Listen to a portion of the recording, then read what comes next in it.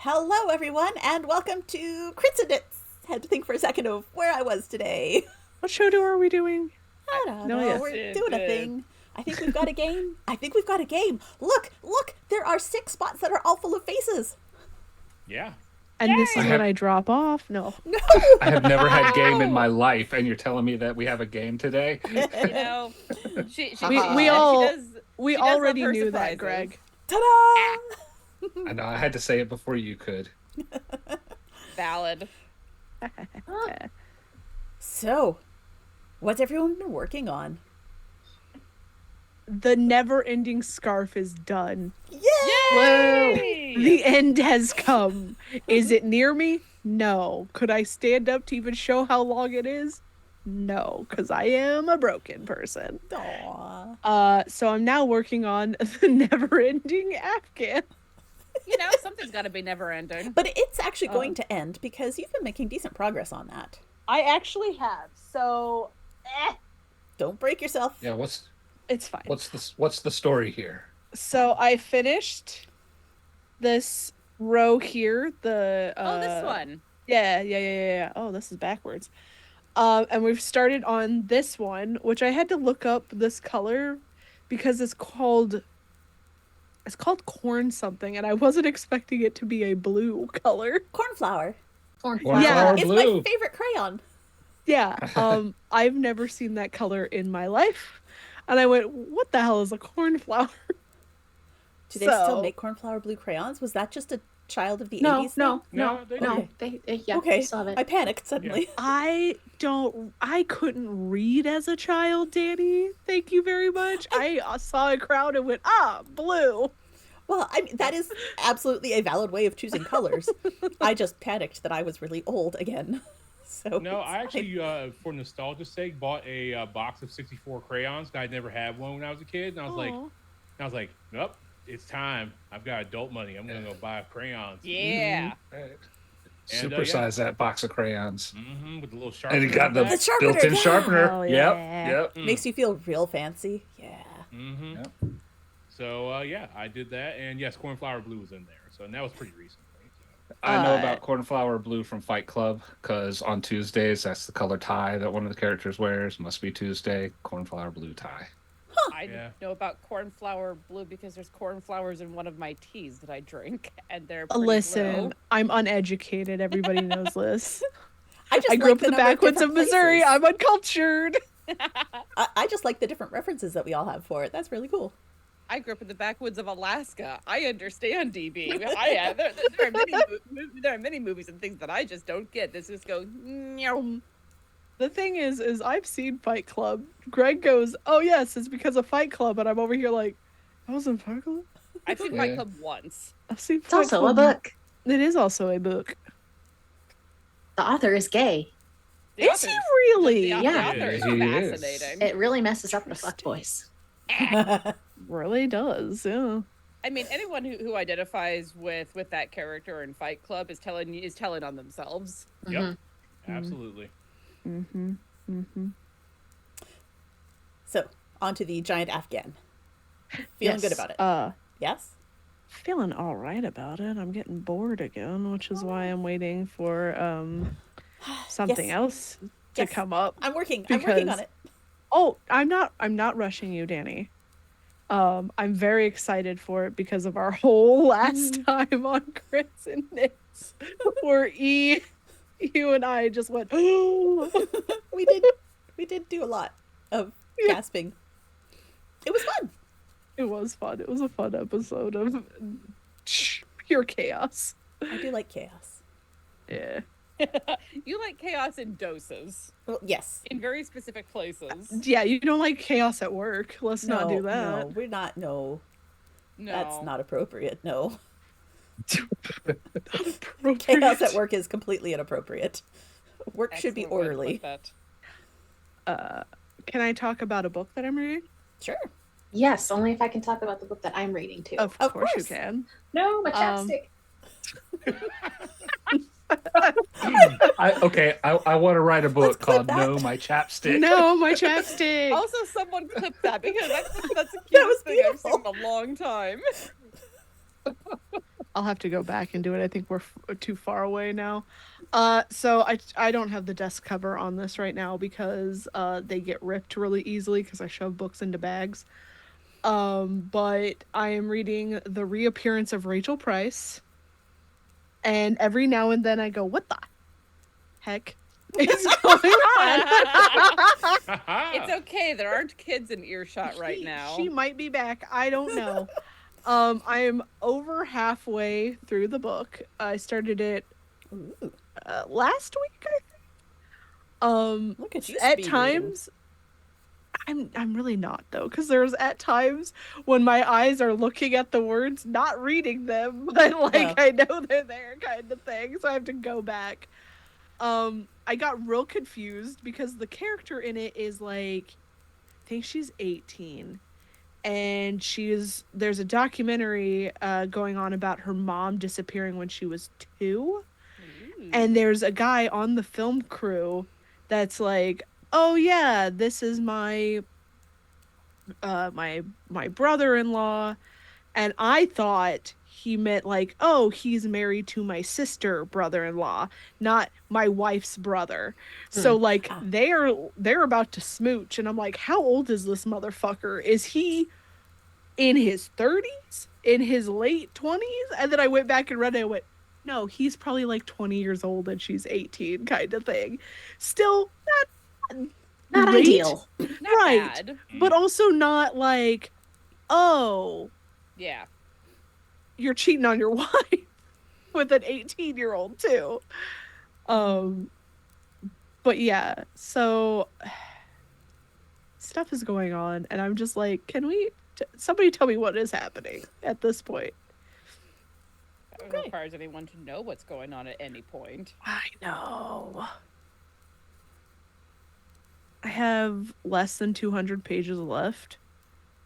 And I am just over here like, okay, so usually in murders that they thought happened, it's the husband, right?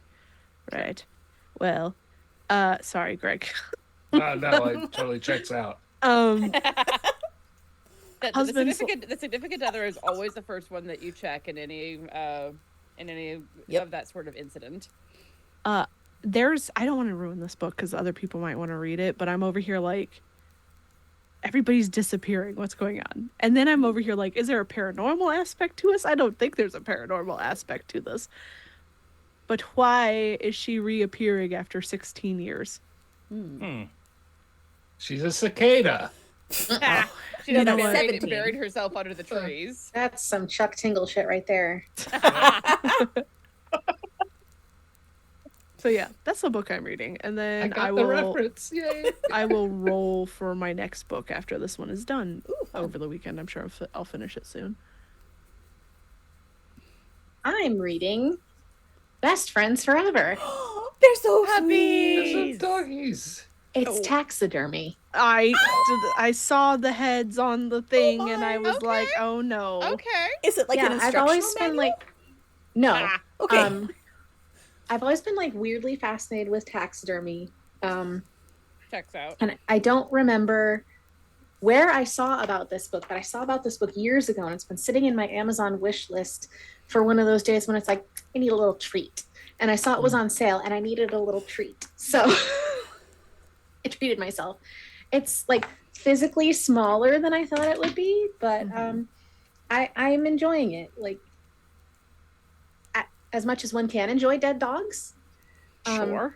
It's photographs of like they had an exhibition of antique taxidermy, and at one point they had like the largest like single collection of dogs from different people's collections, and so it's showcasing those. Let me see if I can find a good one Like that's Dog not too Fest. creepy. No, creepy is fine. Oh, I'll show you the creepy one. Yeah. This is Kickstart.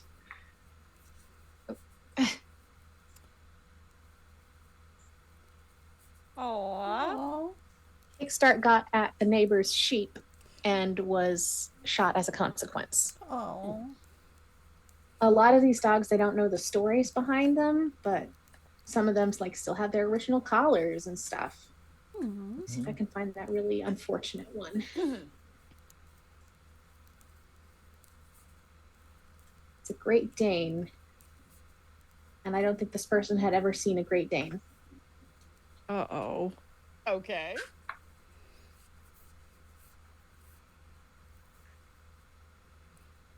Oh my.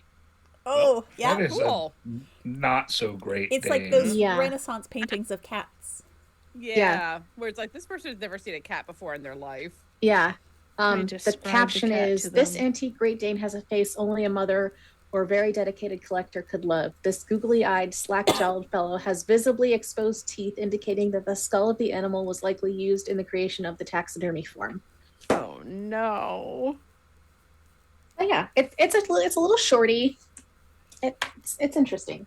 That's cool. I like I- niche books like that, you know, Yeah. that are really dive in deep to something bizarre. I read a couple of books in college about antique taxidermy and the art of taxidermy, and I was really bummed because like the year after I graduated, the National Taxidermy Championships were in the city where Dang it. I went to college, Yeah. and that it was would've at been a neat. convention center that I had been to for a different event, and I was like, You could listen, you could have shown up. I would have let you crash in my dorm room.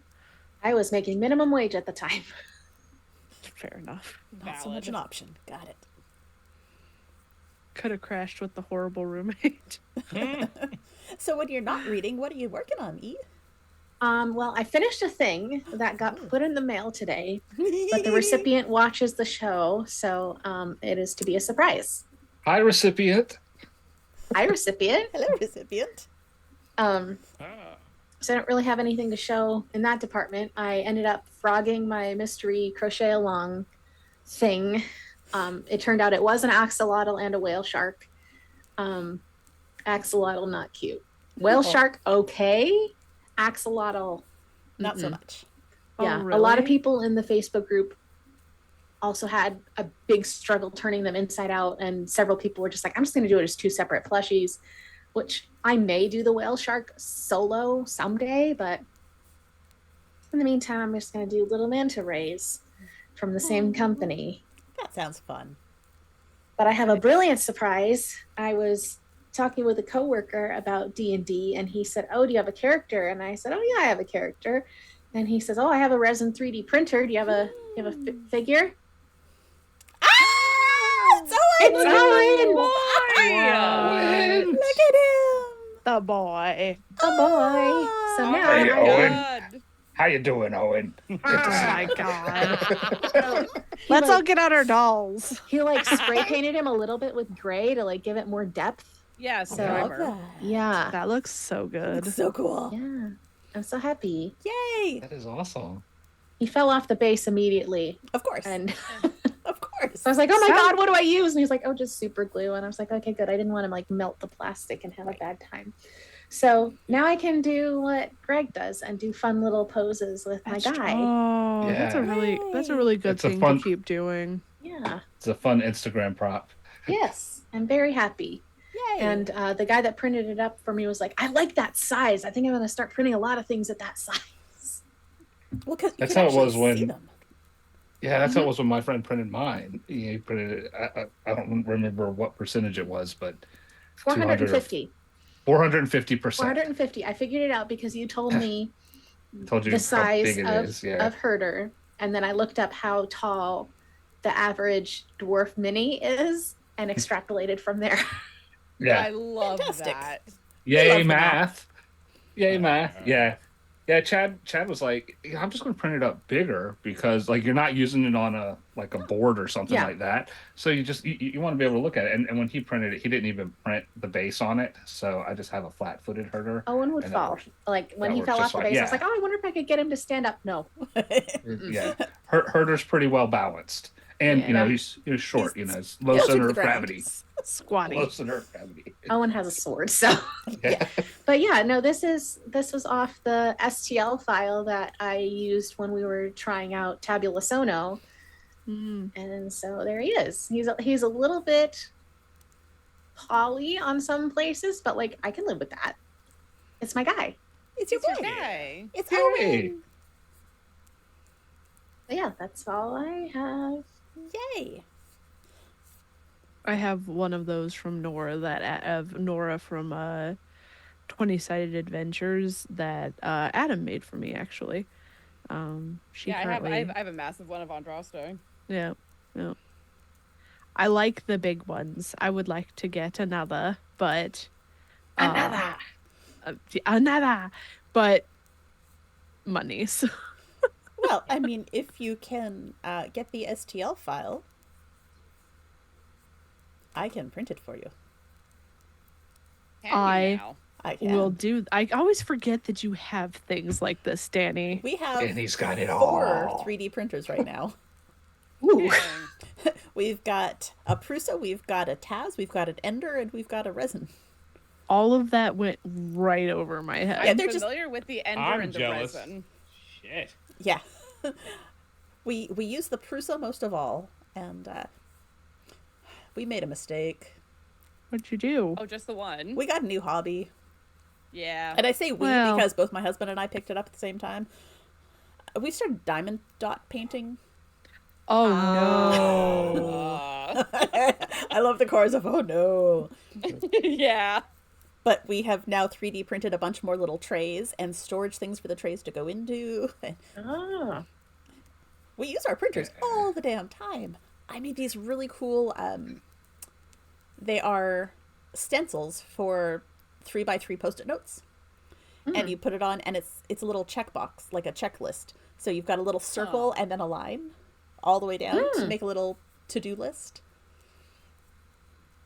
I was very excited about that. I would posit, Danny, that you did not get a new hobby with the diamond painting dots things, but instead it is an extension of your current hobby, which is finding things that you could 3D print accessories for. You know, that is a very valid point. It's not a new hobby. It's just It's An an extension. extension, right? Can we also Can we also talk about how when Danny gets a new hobby, DB also gets pulled into it because that's pretty crafty? That's pretty crafty.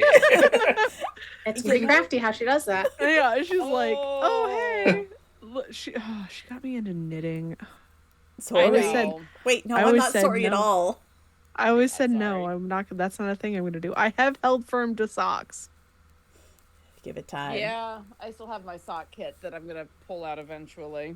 Once I'm Give done it, having give my it time. ego. How much time, Danny?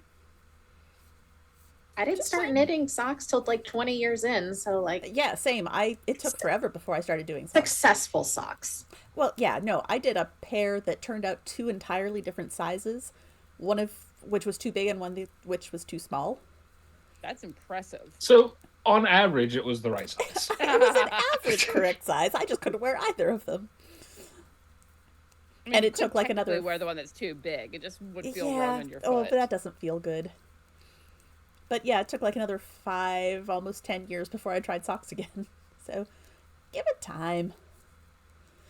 And then get a separate drawer because you'll need it. Remember, No. DB does not match your socks, so. I don't. As Danny quietly twitches. It's fine. I, It's fine. life is too short to match your socks. As long as the links match, isn't that good enough for you, Danny? No. Look, Oh, okay. I have a separate laundry hamper just for my socks. I wash socks about once every Same. 2 months because I have a lot of socks. And it takes me about an hour to match my socks every time I do laundry. I'm That's- shocked it doesn't take longer, frankly. That's no. Life is too short to match your socks, and you just proven my point by saying it takes you an hour to match them. But that's an Well, hour have that I don't outfits to feel guilty. coordinate. Yeah. You do have outfits to coordinate. You over there slaying. You don't Like, coordinate your can't- socks with the rest of your outfit? No, absolutely What? not. My socks always Okay. have something to do with the rest of me. Sweet summer child, most of my socks are some form of black. So Okay, like fine. So all of your socks So they match do all of your coordinate. outfits because you And mostly they match wear each other. black. It's fine. well, there's usually pops of color in them at Also, the some wear point. pattern's different. Yeah. But no, I also most of the time I don't wear shoes. I don't wear socks. I walk around my house Oh. barefoot. The floor. The floor is so I would- cold. I would- I would walk around my house barefoot if it wasn't like 120-year-old redwood floors that are splintering. Yeah. I will remember So I this have when I house come to shoes, but- visit you. I have Yes, spring house shoes. shoes specifically for that, which are proper warm house shoes in the winter and sandals in the summer. Birkenstocks. I'm not that queer. I guess I didn't realize that was a queer thing, but I guess I'm real queer because I got some Birkenstocks. So, haha. I mean, Yeah. I grew up at the time. Say where it everyone again, had them. Ren. I ain't that queer. I wear them with socks too. Oh, Hold on. 40-year-old dad in disguise. Are they Right, at I thought that least was cute old knit people. socks? Would you? So now that you're a This is what I'm 40-year-old currently dad, wearing. E, do you want to learn how to smoke meat or read Civil War books? I'm already deep in the Master and Commander. It's all good. God damn it! Look at the shirt I'm wearing and tell me I'm not secretly a boat dad. Yeah, boy. Secretly. Yes, you're a boat dad. Yes. Not even Secretly. secretly. I don't think you're secretly a boat dad. I think you are just a boat We dad. took a detour when I was there visiting, specifically to go see the love of your life, the masted ship. Yes, this is true. I love it. That's a whole other thing that's happening with that. Can't wait to hear the So- tea on that later. If I go next, I have a sock story that will cause Danny to twitch Oh, on good. Let's multiple see it. levels. Okay, do it now. Let's do it. So I like the roll torture. right in. Right. Okay. So I'll do it. I'll save it for last. I got 3 things to talk about. So since we last met, I have been working on my Crits&Knits jelly bean bag. So I'm now over halfway done. So you can kind of see some Crits&Knits. written out there, kind of, and some Yeah. dice, a 20 and a 1, a couple of crits there. So yeah, so that's coming along, coming along. I'll have it finished by Easter, and then so I finished a pair of socks that I'll talk about in a minute, and started my next pair of socks. So this is the Ooh. second one. I got my little Antutor progress keeper, so mark every 20 rounds. So I zipped real quick, worked on this, started it, I don't know, recently, and then No it claims, was so moving simple. along very fast. And so this is the String Theory Colorworks yarn, the self-striping yarn. Uh, so the yarn does all the work. I keep having to pull this out to show it to people because I've been out knitting in public. Oh my gosh, you got all the stripes and they're all the same width and everything. I was like, yeah, I didn't do that. I didn't- Caitlin did that. The yarn came like that. So, That's so anyway, dark so Appropriate I'm magic. laziness. I approve. yeah, so I'm working on the heel of that right now, and I love it. I love the colors in this one too, and the widths of the stripes are great. So that's cool. And this one's called Diffusion, and it is one of the mystery yarns when I bought that mystery grab bag at the Carolina Fiber Fest. So anyway, so the socks for Danny to twitch with are Yeah. my Sari socks. Again, also a String Theory Colorworks. I just finished them, and I finished them a couple weeks ago.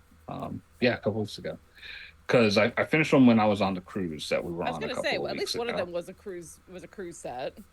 Yes, yeah, and actually I started the other one on the cruise also. So I finished these towards the end of the cruise. So I only kind of stalk you on social media. that's fine. Yeah. I stalk Um. him on social media all the time. Yeah, baby.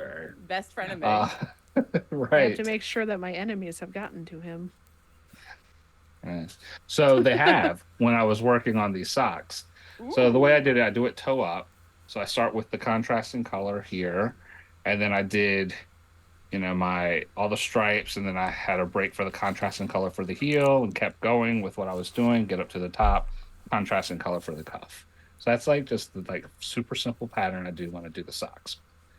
And the hanks of yarn from String Theory Colorworks are quite generous. So I knew that when I finished my sock, I could go out further on the yarn so that I could get them to match. I was thinking, oh, Danny will appreciate this if I started the same color sequence, at the toe and everything. I was like, I want to make Danny proud. Aw. And yeah, so I did. So I looked at so this is what happened. So this was my sock, and I picked it up and looked at the heel, which I thought was the toe, and said, "Oh, I start with this flag here." See, I'm looking, because like it looks like the toe, right? It does. That's Yeah. the toe. So I'm like, oh, okay, well, obviously I start with the black that goes to the gray, and then the pink. So I got my other sock, started my toe, the black that goes to the gray with the pink, so that it would match. And I'm every now and then I hold it up, and I'm like, oh yeah, look, they're like, they're kind of matching. It's pretty good. And then I realized, wait a minute, Oh, that's no. not right. And so it's off by a little bit of A little repeat in the bit? color break. I mean, Greg, well, it is yeah. noticeably off. yeah, I know, right? So I was like, what happened? And then I figured out, oh well, what I did, since the heel and the toe look similar, I'm sure I did it right. Yeah, because like here, If they're if I folded. if you yeah, well, like you get to the heels, it's like this heel is barely splitting the black. This one's like splitting the pink right there and everything. It's like, oh yeah, this is, yeah, that no, good. So anyway, so At least it looks intentional with It how does. those splits happened. yeah, we'll go with that. And so so anyway, I'm working on the first sock, which I knit the second one first, all that stuff. So I'm working on it on the ship. We're cruising, and normally when I do the legs, I do like 80 rounds, and then I do 20 rounds of cuff. These were generous, so I knew that I made it longer, and I was like, I probably made it like 100 rounds. And so I did, and I kept holding it up, and I'm like, yeah, they're about the same. Oh, they end on the same And- color, Greg. Oh, of course they. Oh, see, but yeah, no, see, that's what happened. I made it so that they end the same, and so like they match at the top. But It means one is a how whole can that repeat longer than happen the other. if they match at the top but don't match at the bottom? And Caitlin does a really precise job of getting her stripes right. So yeah, so one of them is 100 rounds tall and the other's 120 rounds tall, and I'd already cut the yarn and done, and I was on the ship, and I couldn't look up my Ravelry notes because I didn't purchase the Wi-Fi package on the ship and everything. And I was holding them up, and they seemed to match up right, and I forgot that. I was like, oh yeah, look, it's matching up perfectly. And then I took them off and I put them on my foot, and I'm like, this one's my legs are not that different, and this one's like a half an inch shorter. And then I realized, oh, it was 120, not 100. It's like if I hold them up like that, you can see it's just, a little bit. The heels are matching now. There's a little. Anyway, and then I thought I could undo it, but I could also bring it to our next Crits and Knits and really make Danny twitch. And that's You know what? that's As what always And the that's correct and that's what he answer. decided to do. I chose violence. Yeah. Oh, I love you guys. I chose violence. Yeah. Those are the And- socks I would wear. Yes, violence and laziness, because I was not going to pull back 20 rounds of 1x1 ribbing just to No. add 10 or Oh, 20 yeah. rounds. We all know of- how you feel about 1x1 ribbing. like that, 1x1. And so instead, I thought this is going to be a really fun story for me to tell on Crits and Knits and on my other podcast. But you guys get to hear it first because Pam and I haven't Yay. recorded in like 4 Forever. weeks. So yeah, What? yeah. We're Summer recording on schedule. Friday. Yeah, summer schedule. We were Fair supposed to record last time. I was in the Gulf of Mexico. It happens. It happens. Yeah. Anyway, that's my knitting. Yeah, 3 things going on with my knitting. That's what's what. Nice. I remembered a thing. Forbidden Fiber Co., whomst did dye the Beetlejuice yarn Mhm. that I made a couple of things out yeah. of, released their advents. Oh. And I took a big jump and I bought the Hobbit advent. Yay. Are They those are- still in pre-order? Yeah, I think Can so. you send me a link? Yeah. They're Like I also don't have- need another advent calendar. Can you drop a link in I the have no Discord? idea what I'm going to do with mini skeins, but yeah. Oh, I have can projects. Hand warmers. drop it in the Discord. Yes, please. You can make a scarf with minis. DB's really Shut good the at that. fuck up. Sorry, child, that might be an earshot. Too late. Oh. They have Ew. cross stitch or yarn versions Ooh. of An Unexpected Journey and Reindeer Games. Nice. I'm like real mad about that, Greg. I love you, DB. How dare you? I've got a hat It'll and keep you hand warmer set, entertained for years. which I should I'm sorry, release Danny. I this talked year. over you. No, that's fine. You have what? I You have what? a hat and hand warmer set to use an advent stripiness that it can use a very small amount so that you can do your scarf or your shawl or your whatever and use the little leftover bits for this. It uses about 2 or 3 grams of each color. I need to publish that this year. I'll publish that late November. That's the plan. I did use that whenever so Bojangles has that hat. Yep. And it was a Nightmare Before Christmas mini advent calendar, so it was only like 12 days. And I was like, what the hell am I gonna do with all this? And then I started with the rest of that yarn making the like miter blanket. But now that we have other things, I know exactly what I'm gonna do with those mini skeins of yarn There you because go. I have a I'm whole keeping bunch my of things Hobbit to ones make. for me. Yeah, you should keep your Hobbit ones for you. Yeah. Obviously. Yes. What you been working on, Ren? So I've been trying to make a baby blanket based on a pattern that I created, based on the fact that every one of the blanket patterns that I was looking at for baby blankets was far beyond my skill level. So I made a pattern. This is like the third time I've written it down. This time it's actually like in a notebook, so it's marginally safer than usual. This Ren, is I'm going to third- interrupt you for a Please. second because you said far beyond your skill level. I doubt that. I bet it may be beyond your confidence level, but I'm sure it's not beyond your skill level. Looking at a couple of the ones that I was looking at have involved color work that which I've never done, and I You couldn't could. understand it. I tried to wrap my head around it and went, I don't understand this though. Well, that just means I need to come visit you again. Obviously. Well, I mean, yeah. you just need to come visit me in general. Yes. So yes, I have gotten. I think the furthest that I got was like 6 iterations of the 8-row pattern before something went off. The pattern went wonky. So the idea behind it is that I do 8 rows. The 7th row is the row with the knit 2 together, yarn over for the cool little whole thing, which I stole from the shawl pattern that I will eventually finish and give to the person that it's intended for. I'm focusing on this because babies are only small once. If all goes well. You know, unless we have some Benjamin Button bullshit going on, they will only be this small once.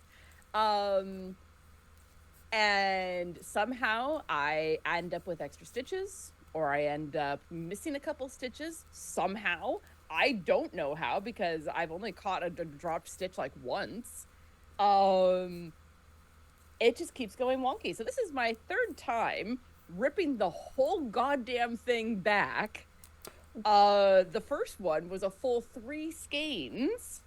We Before I ripped it, because I am not confident in picking it up, because I'd gotten too far to tink back comfortably. Little eyeballs. I just ripped. We're gonna teach you how to do lifelines, because that saves so much stress. Because okay, Go ahead, Danny. I'll explain why what I'm is she laughing doing? like this. but especially I don't use them a lot now because I've been doing it for so long that I'm pretty good at picking up my stitches. But like when I'm doing a lace pattern, if it's like a 10-row repeat, I will put in a lifeline at that row number 10 before I do the next one, so that if somewhere in there I fuck it up, because lace is easy to screw around with, I can go, okay, stop, tear it out, and it will stop at that lifeline, and I just slip the stitches back on, and I know that I'm at that row 10, and I will go on again. So you're not ripping the whole thing out.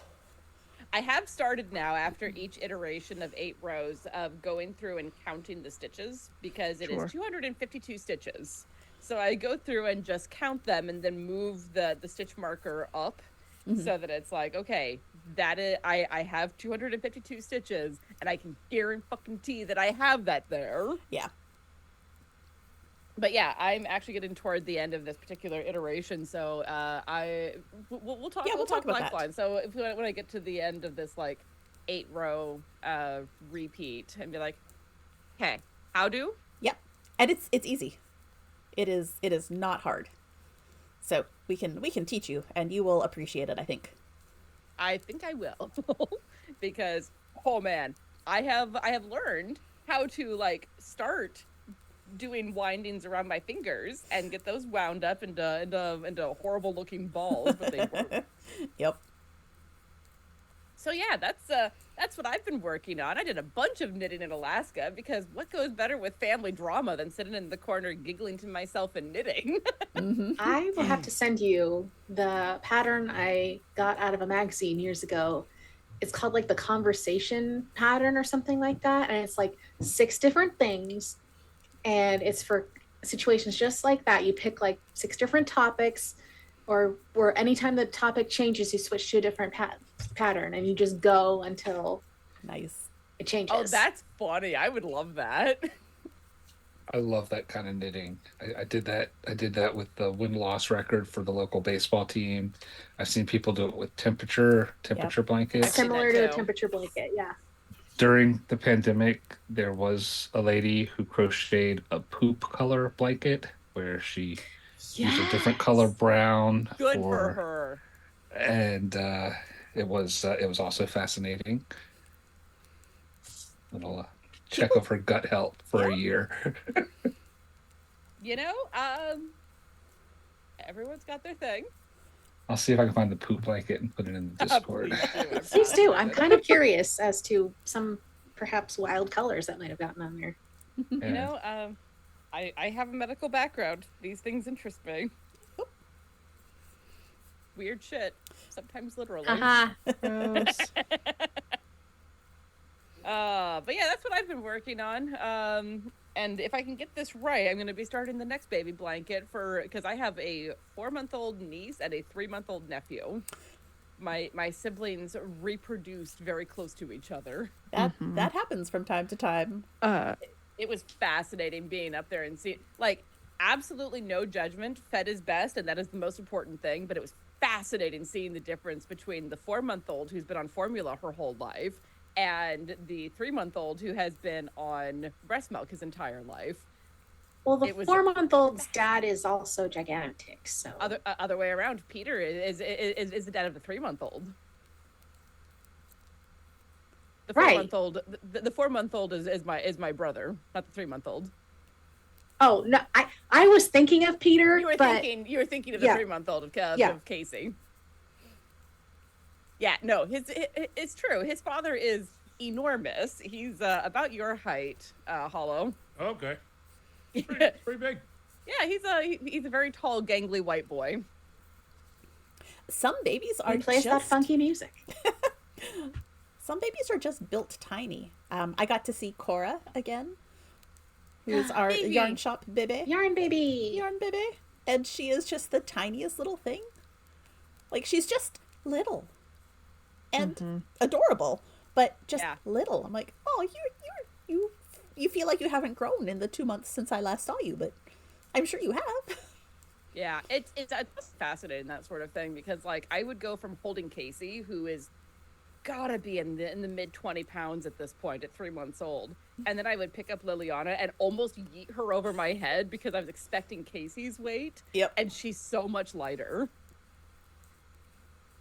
And I mean, they're both gorgeous babies, and I love hanging out with both of them. It was just fascinating to see the differences. The differences, yeah. So yeah, those are my plans right now, and then maybe I'll start working on Christmas and birthday presents for people. Ah, yes. Yes. Hollow, have you been doing any knitting or imagine knitting? I have been. I started knitting like right before I moved, and I moved. Now I have to unpack everything. Like I unpacked my office, unpacked my streaming stuff, and I unpacked the kitchen, obviously. Right. Most important things. Priorities. Well, I don't have a lot to show this time. What? She says, Who I'm are going to you? like line up 5 things to show off. Well, I've sneezed and knitted a blanket, is what Danny is about to first tell thing us. is, I've been working on my podcast scarf is what I'm calling it, just because I've been at my computer a lot, and so this is just my in the round, nothing fancy. It's a summer nights cotton, and I'm just working on it because it keeps my hands busy. So it's not a finished thing. I did finish a thing that I sent to a friend, and he's received it now, so I can talk about it and show it on stream and not have to put up any warnings. And then I did a second of it because I have written a pattern for it. Ooh. Meet Axe. The axolotl. Oh yeah, I remember seeing that pattern go into the fandom testers. Yeah. So this is my boy Axe, and he is knit with Fantasy Fiber Arts yarn in Peachy Keen in her fingering and also her mohair silk, and then a sort of dark coral for his little frillies. No, Skills. But he's got little feet, and his front feet have 4 toes, and his back feet have 5 toes, so he's anatomically correct like that. And he has a little smile, because, you know, they always look like they're smiling. But yes. he is in testing right now. I've only got 1 tester so far. Jenna loves axe, yay! Jenna loves axe. Well, she may gotta get an stop axe. cursing. I do not have the knowledge or patience to make little stuffed toys yet. Someday we will teach you, because they're so will stinking get there. cute. Oh, I'm They are about so to be stinking one of those cute. people that learns that for Well, like specific I reasons. actually have a book of meerkat patterns Nice. That's cute. that I want to make things out of. But yeah, I've been doing a lot of pattern stuff lately. So I designed him, I knit him in another color and sent him off to my friend Josh, who had a character who had an axolotl. So that was the inspiration there. And I knit a second one so I could make sure the pattern worked before I put it out there.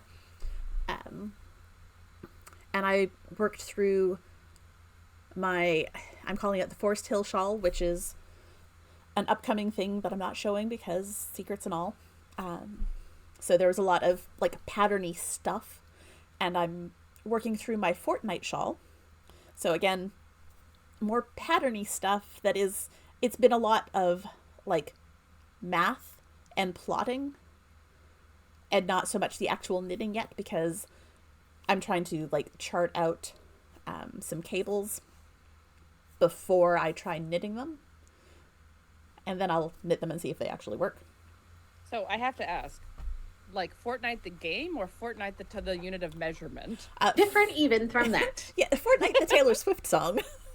Oh, got it. Thank you. Yeah. I don't follow Tay Tay enough to know names of songs. Yeah. My Jess would know immediately what you're referencing.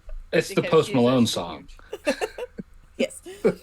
But in the video, she wears this like Victorian high-necked dress with a ruffle and ruffles along the edge, and so this shawl is going to have a big ruffle along the top and ruffles around the edge, and then it's got cables, and it's divided into how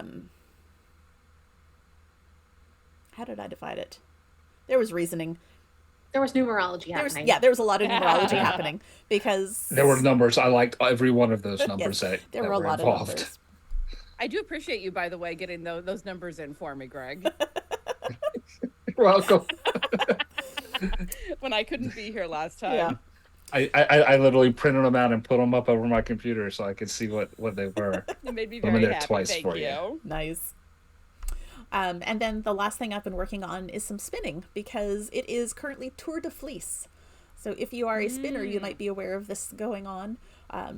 It's basically during the Tour de France, spinners spin fleece every day that the tour is running.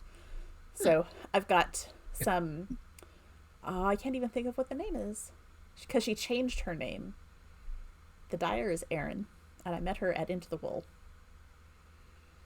And I can't think of what her fiber is, but I'll have it for next time. I'm hoping that I'll have some like plied handspun by next time, but it's on my wheel upstairs, and I don't like breaking my fiber and taking it off the wheel and bringing it down.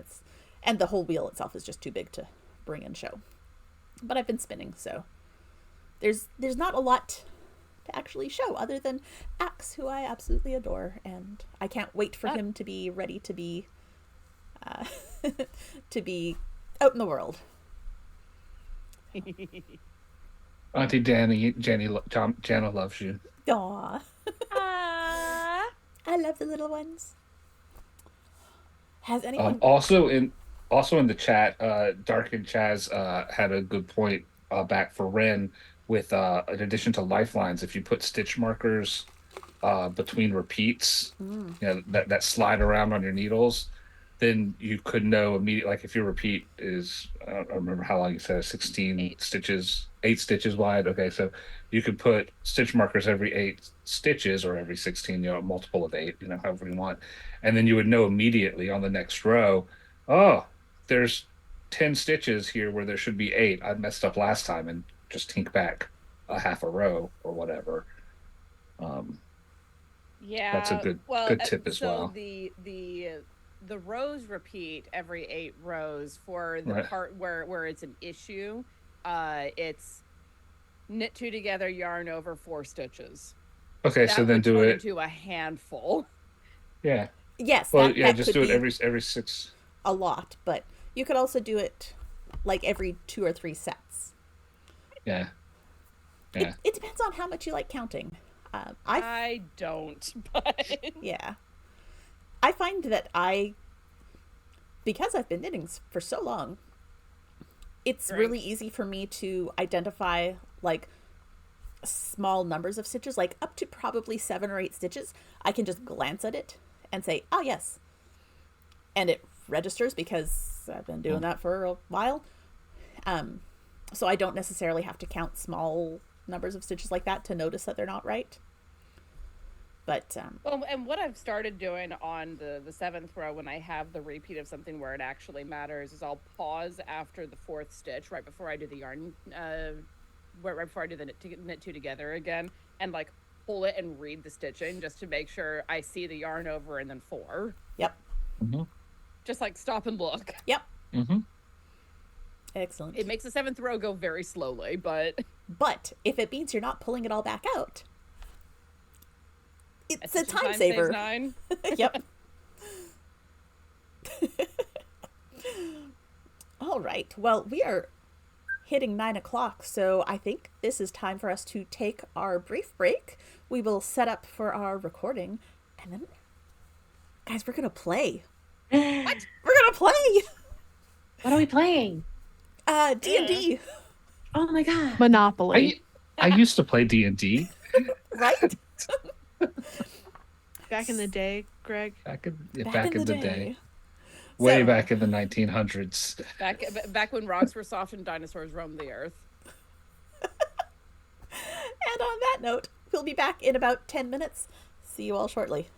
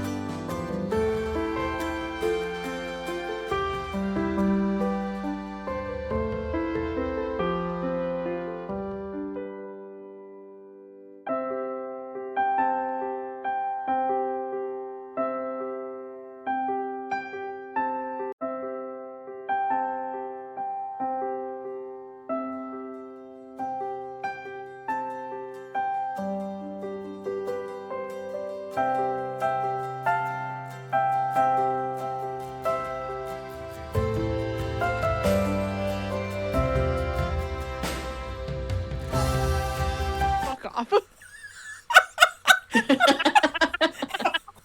I hope that was the first thing everyone heard coming back.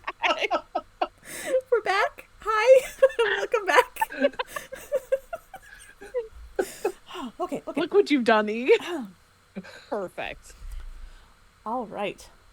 Welcome to episode 35 of Crits and Knits. Does anyone remember what happened last time? So, I guess me?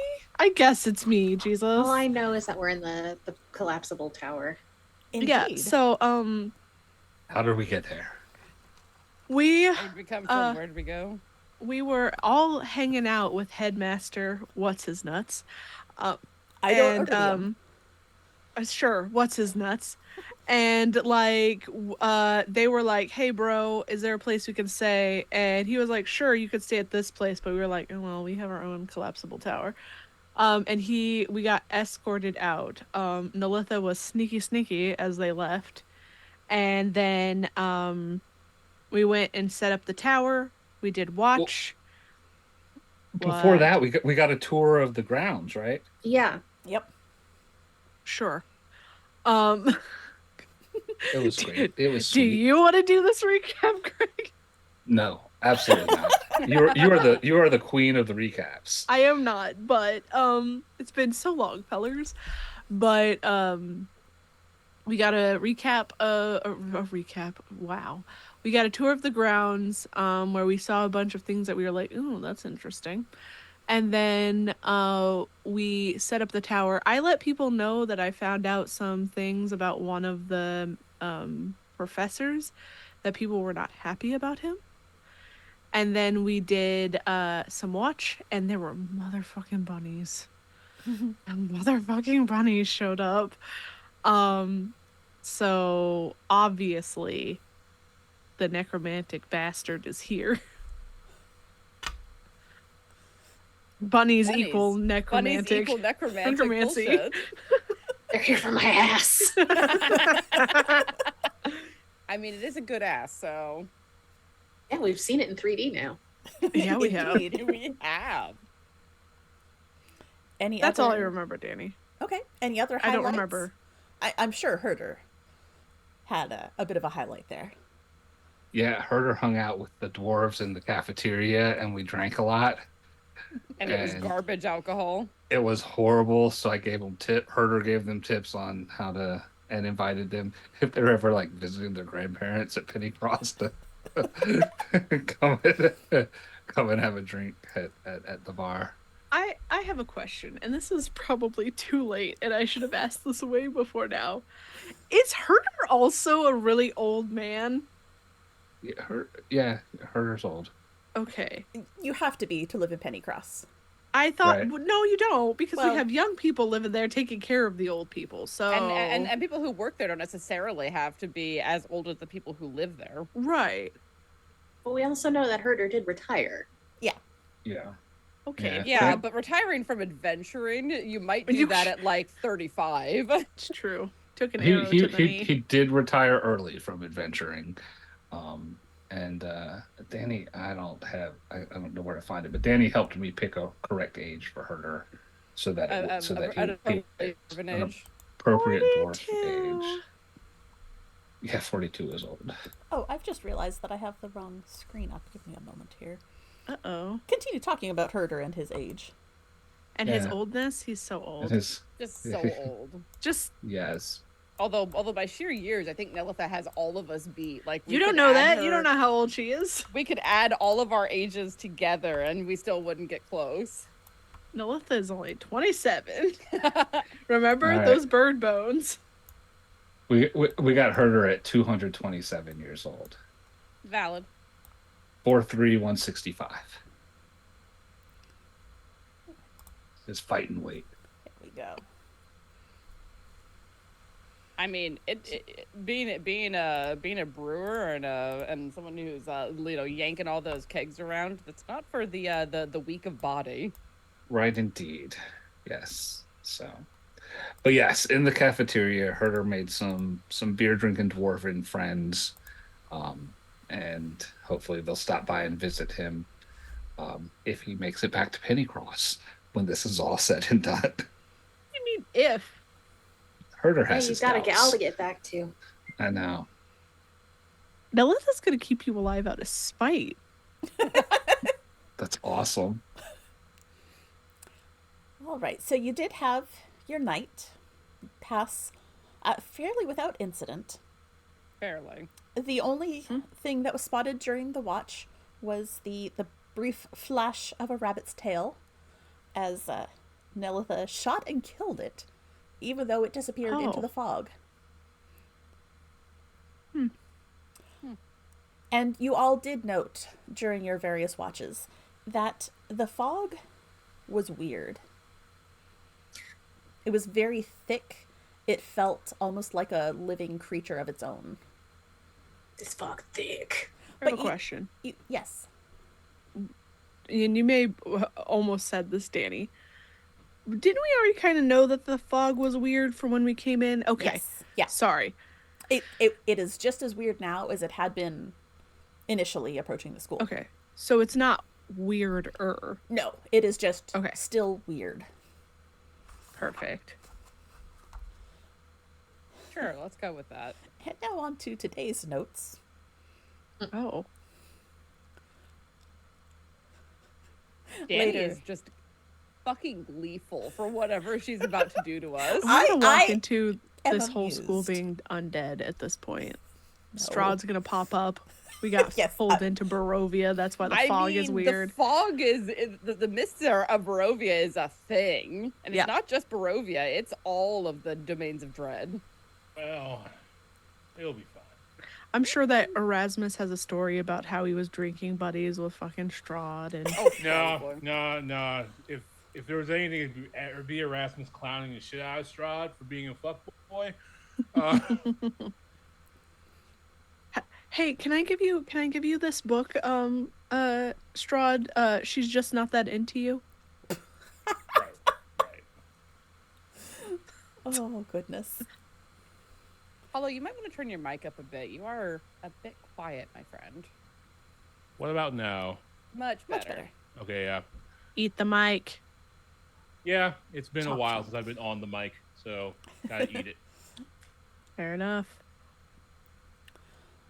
So morning comes, and the sun rises, and it's weird with that fog. You can see, above you, you can see the sun. But it's somewhat obscured because the fog is just high up. It rises up further than you would expect normal fog to rise. But you do know that it's morning, and you're expecting your tour guide to come back and collect you at some point. And we have the effects of a long rest. You do have the effects of a long rest. Okay. I 100% the way that Danny is describing this is fucking Barovia. Like, Right? we have entered the dread domains. Danny was like, you know what? Necromancy isn't enough. Let's throw this motherfucking vampire into this as well. Could be one of the other domains of dread. I've been learning a lot about those lately. Aren't they cool? They're pretty neat. That is fair. I only know Barovia because I've played in the world of Barovia like 3 times now. My character in Death is from Darkon. Oh. Yeah. Which lord is that though? That's one where the Lord has disappeared and now there's like 7 people trying to get the spot. Ooh. Make it 8 and throw Nilitha's name in there too. Noted. He might win, frankly. She a sneaky bitch. She a very sneaky bitch. So as we're waiting for the tour guide to come back, Herder recalls that he is playing the part of Dudley Nightshade for now, the patron of the new books in the library. So he activates his glamored studded leather with the word fabulous, and his armor changes to be like new rich people clothes. Pretty gaudy. He's got it looks like a vest and lots of colors and kind of like like a robe that's not really a robe, but it's something. He thinks it's fashionable, and he will be Dudley Nightshade for a bit. Excellent, excellent. All right. He's also hoping that we'll stop by like the administration office desk or something on the way, because he has a letter he wants sent off to Hespera again before we go. And so if that happens, I can share the letter when it's time. Okay. You do recall that when you left the school, you did have to leave through the administration offices. That seems to be the only way in and out of the school grounds. So you wait. I assume you have some breakfast, perhaps some coffee. Look at the weather. Polish some swords. Whatever it is that you do while you're waiting. Keeping an eye out for bunnies. Go Working ahead on and figuring out this stupid knitting stitch. Yes, you do, of course, have your knitting. Nelitha, go ahead and roll me an investigation. Investigation.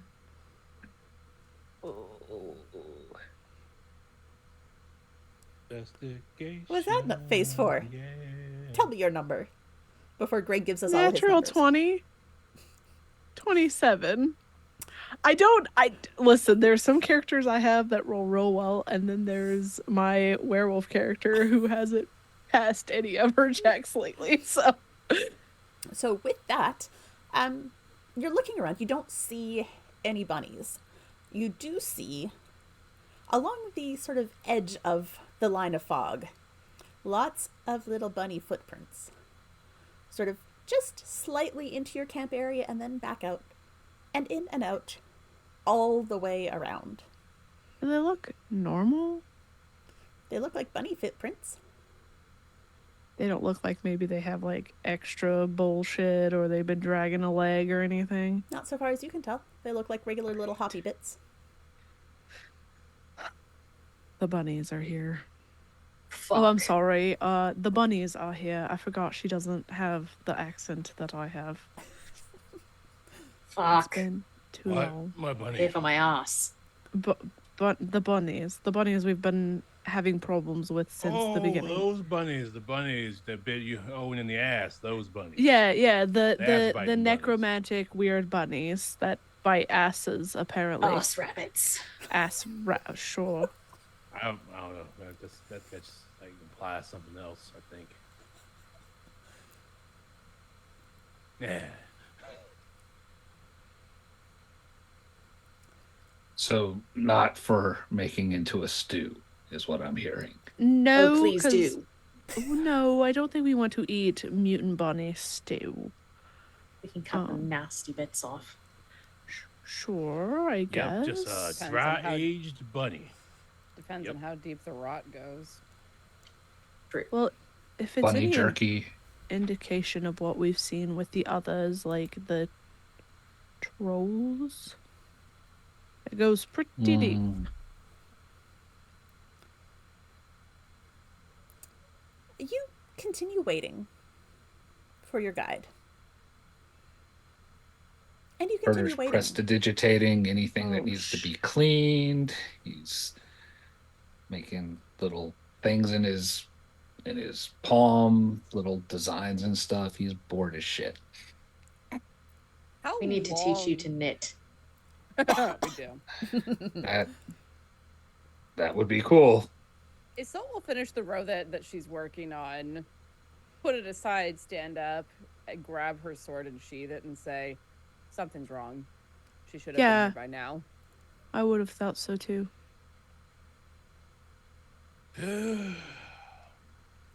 So, shall we go find out what's wrong?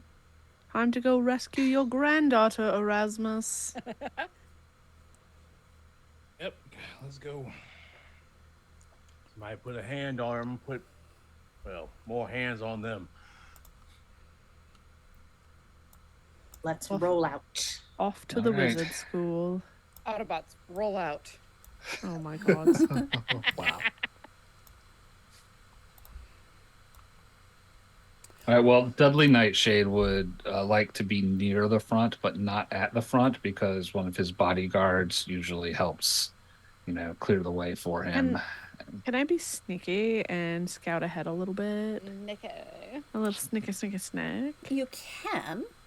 As Okay. you move forward, Sure. the path does open up in front of you. The fog seems to sort of clear ahead of you.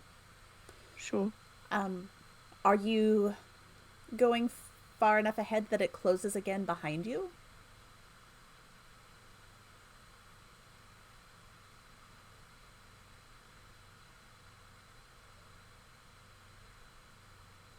How much, like, can I test that? If I go Yeah. so many feet, does it close just a little bit that I could make out their figures in the back? I would say if you get more than 10 feet away from the Sure. person closest to you, you can't see them anymore. So if I stay, like, say, 7 feet away, I can, like, see them through the fog at least? The fog does not close in between you at that point. Oh, okay. So it only closes completely and I can't see anything Yeah. 10 feet away. Yeah.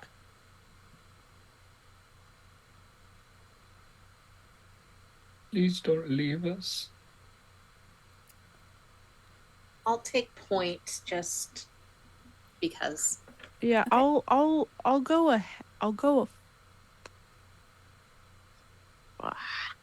I'll go at least 5 feet ahead just Okay. to see like if is something that I can call back. Okay. And there is a path on the ground. Sure. Do any of you have survival? Whoever's in Yeah. front. Why won't I you scroll mean, down? I have it. Go ahead and I- roll yeah. that for me. I because also you are have taking it. point aside from the rogue. 9. Okay. Yeah, What the- I'm Okay. I'm bringing up the rear to keep things, fighter in front, heavy metal person in the back. Gotcha. I promise I'm not lying. I got another natural 20. Oh, right. Beautiful. I Deeps is playing with her weighted dice. I'm not. This dice usually rolls like shit for me. It's Jenny D's dice and they normally don't like me, but today they're like, "Hey, guess what, bitch?" We got you. So 23. Okay. So as you are moving ahead, Nelitha, the path is very clear. You are not having any trouble following basically the reverse of the path you took to get here. Owen, had you been completely on your own, we might have had some more problems. But as it is, you were able to watch sort of the swirls of the fog where Nelitha is ahead of you, and you're able to follow the path well enough that you're staying on it. You're not wandering off into the grass or anything like that. Oh, good. Nelitha, give me Sure. a perception check, please. Okay. Okay. A lot worse. 14. Okay. Mm. Okay. So horrible. Yeah, that's pretty terrible for you. That was a 3 plus 11. So yes, Yeah, pretty fair bad. You are able to navigate to the front of the administration building. The fog sort of clears as you come up to the front of the building, and it looks much like it did yesterday. So can I try the door? It opens. Does it is it like unlatches as I turn a knob, or Yeah, is it just it opens like a regular door. When you Okay, turn the I didn't knob, know it if- opens. okay? Well, I wasn't sure if it was like I gently touched it and it was No, like you- here we go. You tried the door, and it opened as you Okay. turned the knob. Okay. Do I see anything inside? Yeah, the woman is sitting at the desk again. The same one from yesterday. I push Herder forward as he is the one that is supposed to be our main dude. The main man. All right. So I will walk up to her. Will walk up to the woman. Hello. I'm Dudley Nightshade. I'm here. I was invited to come. I believe you had an unveiling of the library, an event in the library with the books that I helped provide for the school. You were here yesterday, were you not? I was, and Yeah, I left, but I'm coming back. Right. Do you still have your visitor pass? I don't see that you returned them yesterday. Do you still have that? We did return them yesterday. I don't have it on me. Am I wrong, Danny? I don't have that in my notes. If we didn't return them, we must have lost them, so we'll need new ones. Okay, well, I recognize you all, so just hold on. And she rummages through and pulls out another set of badges and hands them out. All right, do your thing. We don't have another unveiling, but I assume you're visiting kids again. Yes, right, we are. I also fun. Thank you. To know you take security so seriously. It's a school full of wizards. If you're bad, they'll zap you. I am not all that concerned. Besides, I saw you all yesterday. We were here yesterday. It's okay. We were here yesterday. Yeah. Mm-hmm. Why do you keep saying it all weird? Were you here yesterday? Hold on. Yeah. And she hits a button on the top of the desk. And this rather frazzled little gnome comes running in. Yeah. I need you to do your detect magic thing and make sure they're all themselves and not, do your thing. And the gnome sighs and closes his eyes and pulls something out of his pocket and holds it close to his mouth and chants, and then opens his eyes, and his eyes sort of have a bluish flash over them. And he looks you all up and down.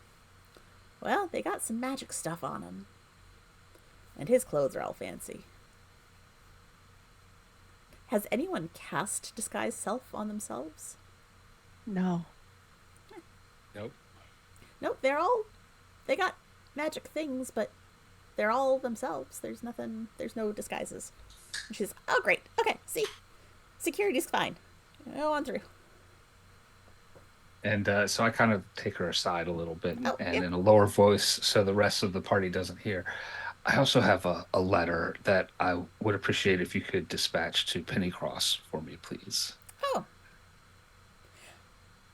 Usually there's a fee, but I seem to recall your buddy there gave the school a whole lot of money, so we'll take care of that for you. All right, thank you. All right, I can read the letter. Sure. For the benefit of our audience, but not our party. Dearest Hespera, we are close.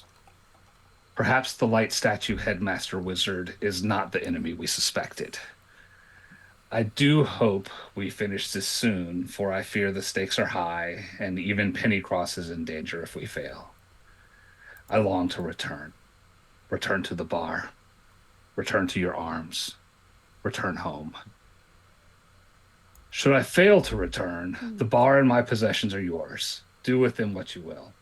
If the kobolds are still around, please see that they are cared for.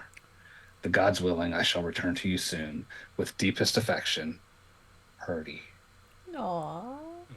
Greg, are you planning on killing Herder? Is that what is happening right now? I'm not planning on it, but I mean, Herder had seen some shit when he was adventuring, and that's why he quit. And he realized that when he retired, he should have stayed retired. Aww. He did see enough shit at Pennycross that he was like, yep, gonna go with these adventurers. And now he's like, oh fuck, I'm at a wizard school. Get me out of here, man. He was drunk with excitement, and it seemed pretty harmless at the time. Excitement is his new undead beholder. Yeah, but you all dispatched it really quickly. Dispatched him so easily. Oh, even I was like only half the party was there. We still dispatched him easily. Yeah, because the half of the party that was there was sneaky, holy tanky, and sneaky. Yeah. So Herder was caught up in the excitement, joined along, and then realized that, oh yeah, that's right. There is a reason that he wasn't adventuring. Anyway, that's the letter that he sent off. I had fun writing a letter for Herder. Let me have my fun. I was worried that there is a plot that's going to make all of us cry at the end of this adventure, and I don't want it. That would be fun too. But don't make me feel feelings for Herder. In fairness, he has been like hinting the whole idea that Herder's just like, nah, fam, I'm not about this anymore. He's been poking at that for a while. Yeah, yeah. But he's I mean, he's not like given up. I mean, he's fully engaged. Anyway, if things don't go well, he wants Hesper to know that he loved her. For the week and a half that he knew her. Less than It was- that. 2 days. It was an Yes. awesome 48 hours. Hey, I feel like Erasmus is the opposite. Like, I've seen some shit, and I would like to see some more shit. Mm-hmm. I think that's why all of us retired much later in life when it came to adventuring. Sorry. The money Continue, was good. Danny. I drop in the letter in the Discord for everyone. So You are a sweet man. I'm just moving everyone into place on the map. The map. So we do Oh, have there it a is. map that you can Wow. look at. And so you walk through the administration building and out the back door, the same way that you did the first time, and into the courtyard. And again, it is the fairly wide open courtyard. There are buildings all around, but this is the wide open space. But you notice directly in front of you is the headmaster. And in front of him is a man dressed mostly in black, standing in the middle of some sort of magical set of sigils, and there's magic sort of surrounding him. Yes. I can't hear Does you. it look like there you go. okay. Does it look like the man is stuck in the circle, or does it look like he's making the circle? It looks like he is... You know what? Roll me a perception. Okay. Let's see if you can tell from where you are. You know what he looks like to me? He looks like fucking Dresden. 28. 28. He appears to be stuck inside the circle. Cool beans. Elf Let's go Dresden. Don't like that. Elf Dresden. I mean, wizards live longer than humans anyway. He might as well be an elf. It's true. It's true. We're just looking at, Winter Court Dresden, that's all. Ooh. Spoilers. So, yeah, as you look, you can see this man seems to be within this magical containment. If any of you have Arcana, you can roll it to see if you can tell what this is. I have some Arcana. I do not have proficiency in Arcana. I How's don't have that? proficiency either. Nor do I, but gonna give it a shot. And Erasmus should, right? Because he's done a I little bit of do. wizard stuff. He actually has a surprising amount in Arcana. So here, that would be a 23. Okay. 21 for Herder. 19 for Owen. Natural 1 for DB, because now the dice is betraying her. There it is. So I will say that Erasmus and Herder, neither of you has cast this spell, but you believe you've seen it before. It looks to be a force cage. And for those of you who don't know about it, let me just tell you a little.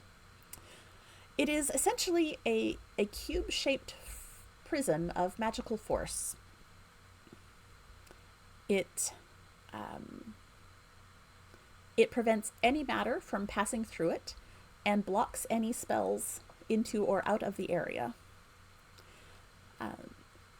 The creature inside cannot leave by non-magical means, and can only use teleportation or interplanar travel to attempt to leave, but they must beat a charisma saving throw, or they must succeed on the charisma saving throw, and this cage extends into the ethereal plane.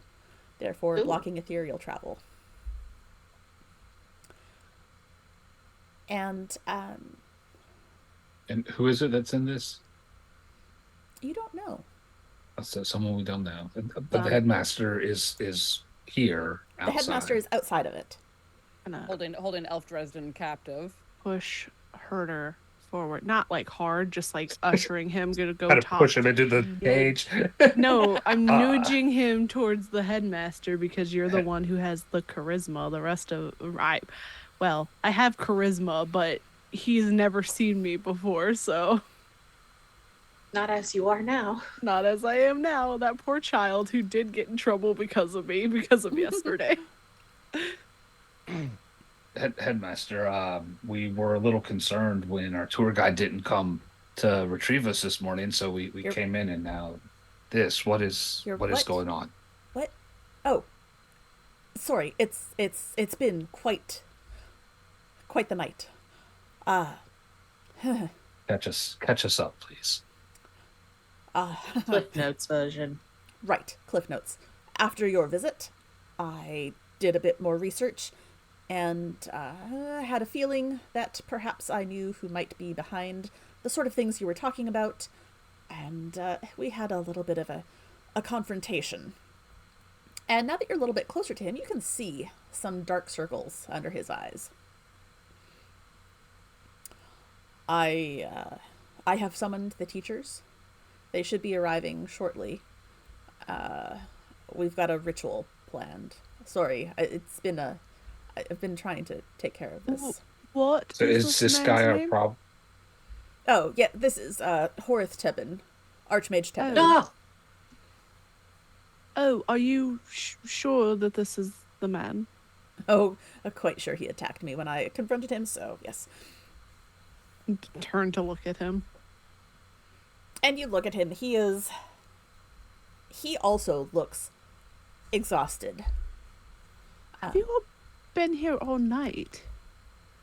Oh, not right here. We ended up here.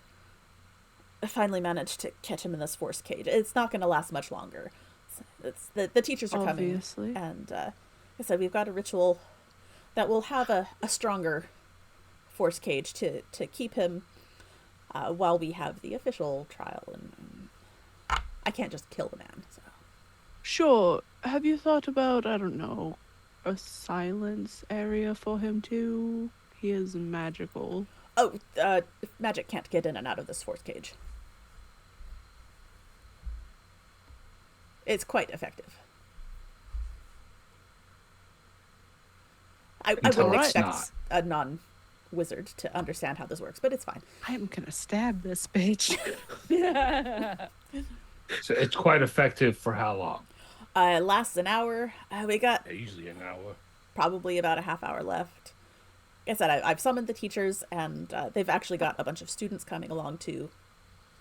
And you do see that students start appearing, and teachers as well.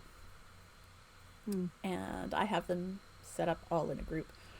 But picture them showing up one at a time. Oh, they are showing up one at a time. Cool. And you do see A light coming in on this. the teachers showing up, and they all gather around this force cage. They greet the headmaster, and he sort of nods at all of them, and they're taking very specific places around this man. Let me get the hell out of the way. Or like, I'm going to get behind a tree, behind this little column over here outside. I can still see what's going on, but And so, yeah, over the next few minutes, all of the teachers, well, most of the teachers, seem to show up and surround this man. And the Archmage nods at each of them as they arrive. Wonderful, wonderful. We can start soon. Here, I've had the scribes copy this, and he hands out sheets of paper to all of them. Right, so this is a modification of a couple of things.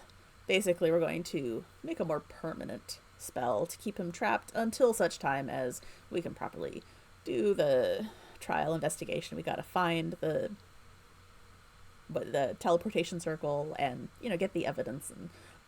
But I'm not gonna have him kill me in the meantime, right? And the teachers are all sort of nodding their assent, and I would like to make a insight check Yeah. on the headmaster. Yeah. okay. Yeah. All Yeah, right. this is This is hinky. sussy. This is very convenient. Okay. Yeah. I got him. Like, what? Yeah. Well, Herder got a natural 1, so a set. I got a 8 2, total. so I understand. Herder's pretty scared, I think.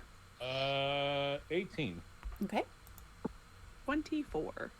Natural 1 for Owen. It was on at 19 and it tipped. Oh, hate no. that. He seems on the level. Nelitha, you think he seems a little exhausted. Like, he's acting like he's not thinking straight, perhaps. I draw my weapon. I've watched one too many wizards believe they've got this under control, and they never do.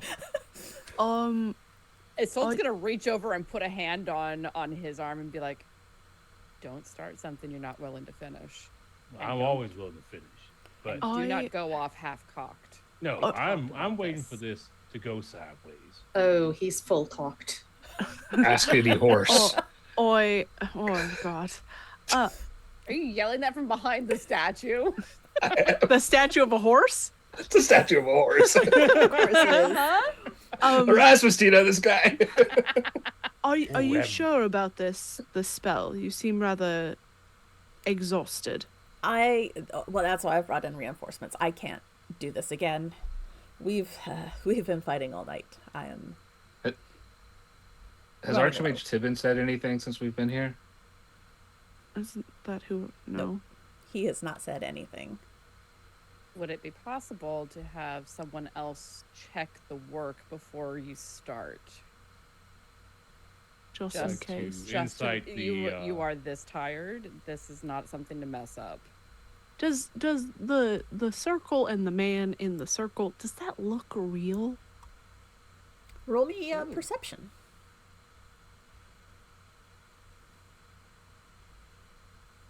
25? 16. He looks real.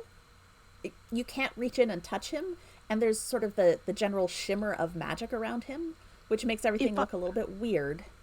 If I get closer to the circle, not actually touching it, can I feel like the magic coming off of it? You're not the most magically sensitive, so I don't know that you would. No, but like kind of how like water barrier is kind of how I've always thought about it. If you try and like push in, I'm not trying to push in, but if you like kind of felt like the edge of something kind of thing. I think when you get close to it, the Anjali, the teacher dressed in pink, grabs you back. Watch yourself. It's I ought. Well, what are you doing? Don't touch me. And she lets go. You don't want to touch that. I wasn't going to touch that. I know magic. All right. Okay. As you get closer, if you are looking, say, across the circle, Sure. the weird waviness of the man in the circle, you see that same weird waviness at the people on the other side of the circle. Okay. My whole thing is that I'm trying to make sure that somebody else isn't trying to trick us into believing that they have caught this guy and this isn't some sort of illusionary magic. Trying to make sure that this is actually a force cage or anything like that, that this is not, oh, well, we found the problem and it's not actually the problem. Like, yeah. Which I know it's not actually the problem because this would be a weird climax to this story is somebody got caught off screen. Yeah.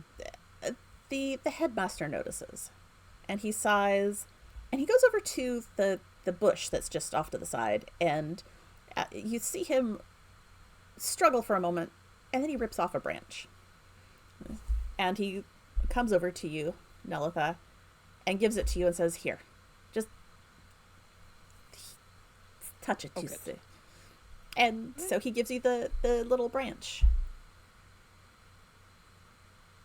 I whack the force cage. When you make contact, it's like something has taken that branch and throws it back towards you.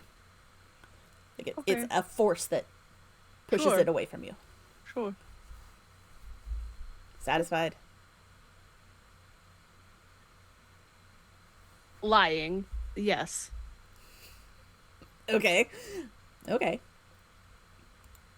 I would still prefer if one or more of these esteemed teachers could check over the work just to make sure there isn't a dropped comma somewhere that may result in untimely demise before the appropriate justice.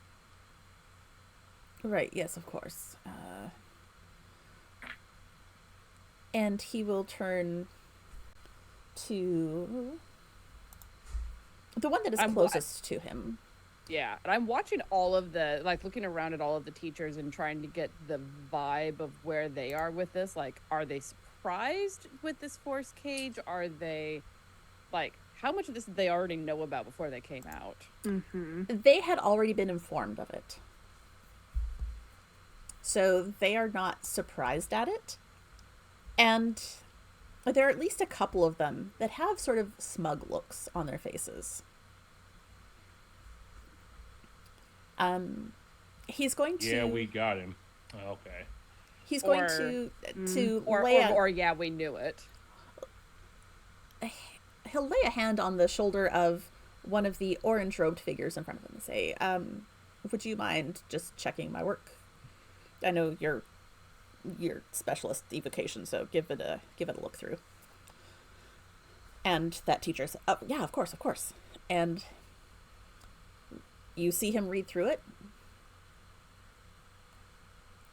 I don't think that's how I would have done it, but I mean, it's not wrong. I would have made it prettier." Oh my gods. What? There's nothing wrong with having some pride in your work. At this point, there is. Whatever. I'm gonna set this man on fire. Everybody's gonna die by Nelitha's hands by the end of this day. I just look at the soul and says, look, I'm not looking to start nothing, but I am also very familiar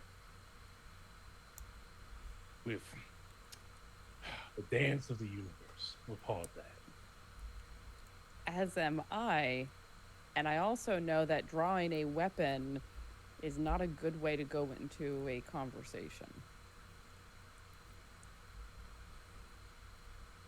He nods, says as well. We'll see how much conversating there is to be had. Right. Now, I'm not going to stop you. They don't seem to be too concerned about it, but I am concerned. He kind of like whispers like, I'm not trying to kill him right now. I'm worried about these damn wizards. They look too smug. Her looks at the headmaster. So you have Archmage Tibin. Is there anyone else that was helping him? Was he acting alone? Far as I could tell, he was acting alone, but honestly, he hasn't. It's a big project to be acting alone. Well, I mean, he had a couple of conjuration students, but no one really liked him all that much. There were a lot of complaints about him, so that's what I'm worried about. Students. No. The complaints? That somebody is penniless on this man. Has anyone questioned him under a zone of truth? Not yet. Like I said, we're gonna enforce this cage so that we can work a little bit more at our leisure. How long does the enforced cage last once it's up? This one, we're down to about 20 minutes left. If we can do this more thorough one, I think we can get about 24 hours, which gives us time to go through his whole tower.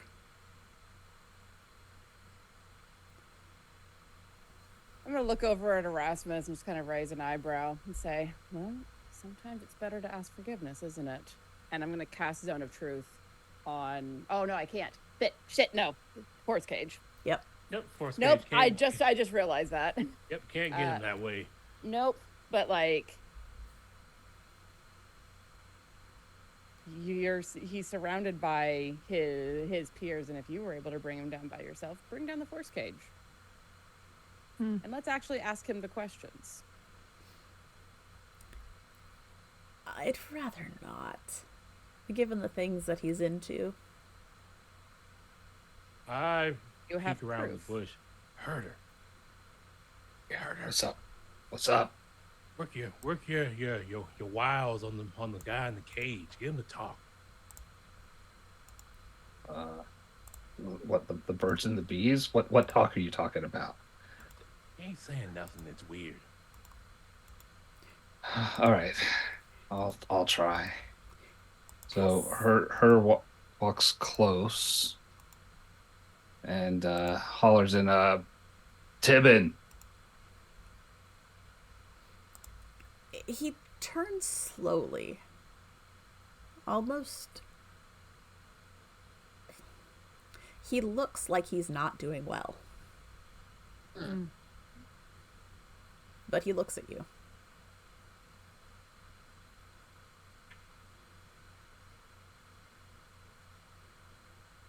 What have you done? He doesn't say anything. He just stares at you.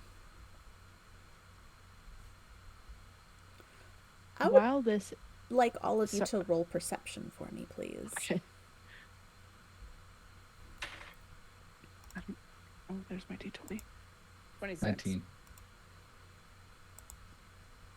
17.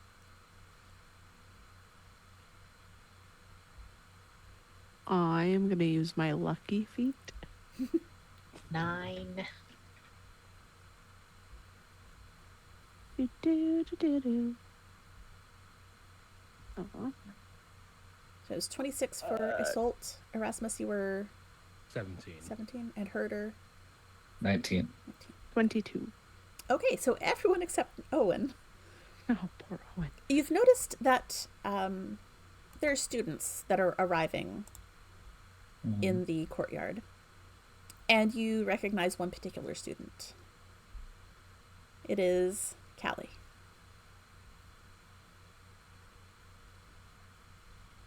And she sort of gives a little wave.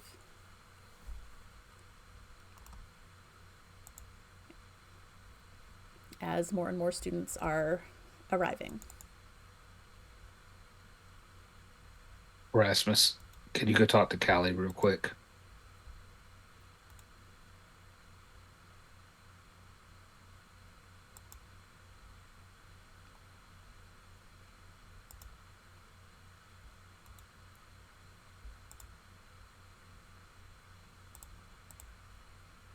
Tibbin, while Erasmus is going to talk to Callie. Tibbin,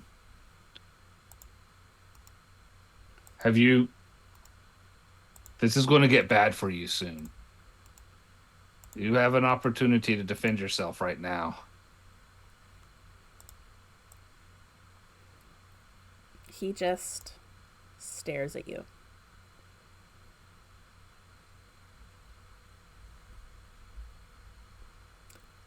And Erasmus. Callie's smiling up at you.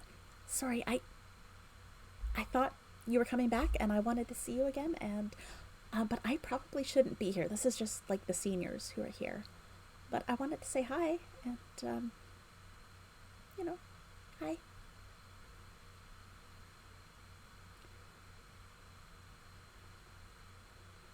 You know this professor very well. Oh, the one in the thing? Mm-hmm. Well, I know of him, and I know that you avoid him if you can. He teaches like one class in conjuration, and everyone tries to take the other professor's class. So I haven't actually had him for anything yet because he is scary. You know how, like, some people just give you the ick? It's not even the ick. He just... I want to run away. Like, even right now, I kind of want to just run away from him. There's something weird about him.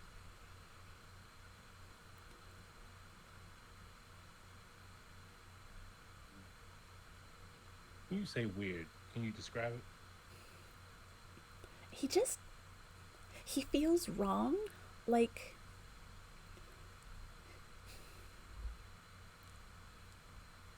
there's a coldness coming from him, but it's almost a physical thing. I don't know if that makes sense. No, that makes sense. He really creeps me out. I cast detect magic. Is homeboy? That's right. I wouldn't be able to see if he's cursed or not.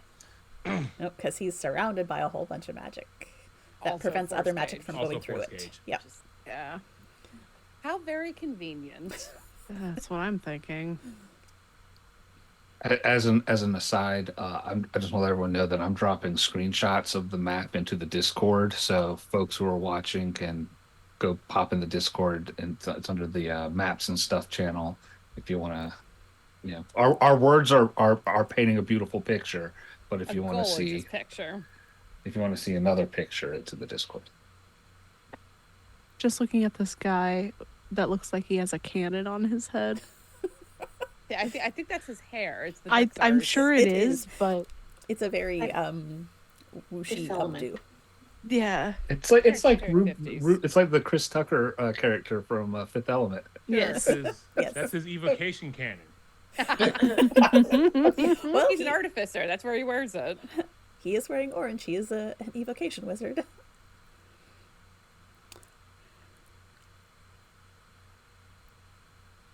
You all hear a sort of low chant begin. And Coming from the professors around the circle or somewhere else? coming from the students that have formed a sort of bigger circle. Oh, I don't like that. And the Can professors... you make out what the chant is? It seems to be...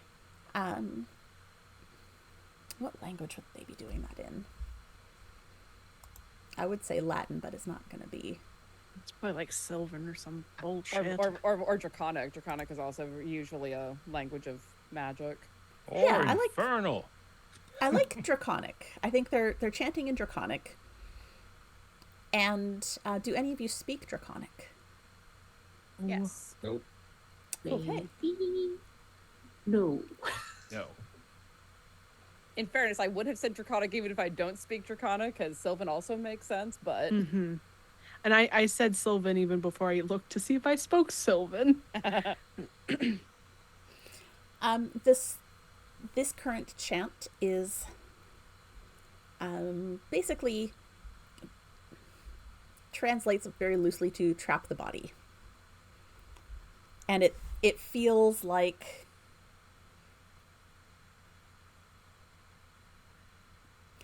you don't do a lot of magic, but it feels like it's sort of meant to be a supporting part of this ritual.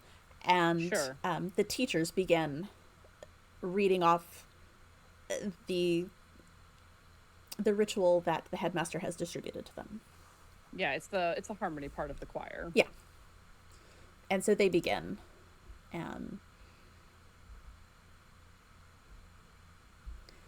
And it begins with something along the lines of raise the cage.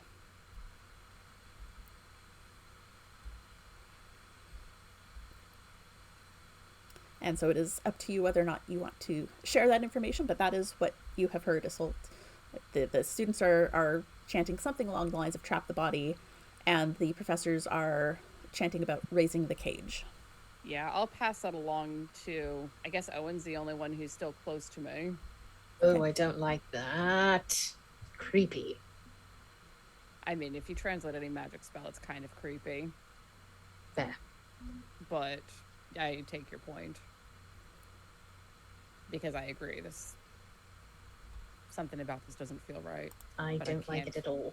But I can't put my finger on it, and there are a lot of very powerful magic users to contend with. Yes.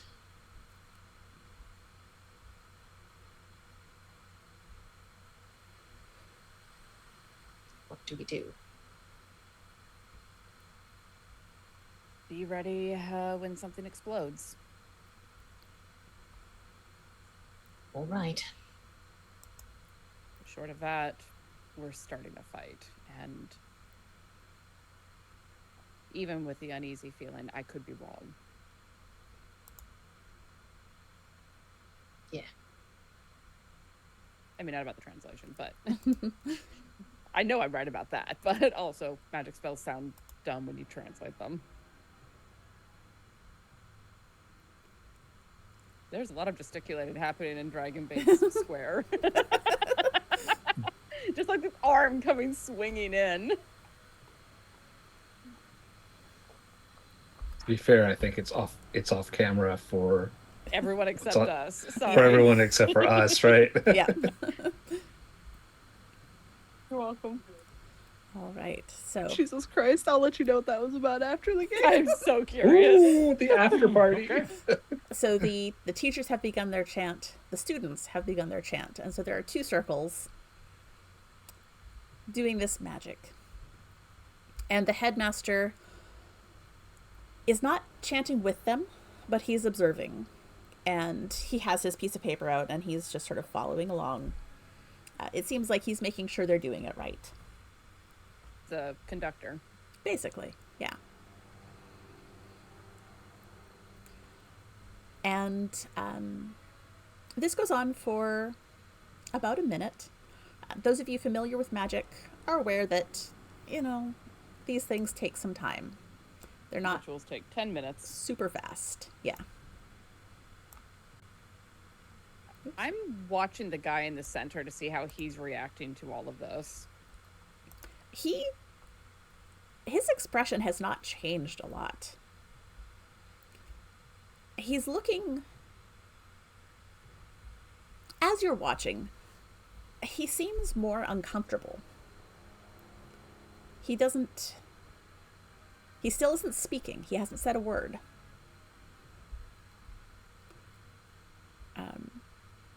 But you see the sigils. Murderers backed away and retreated to the strong bush. folk. Yeah. Hiding in the bush next to Owen and Isolde.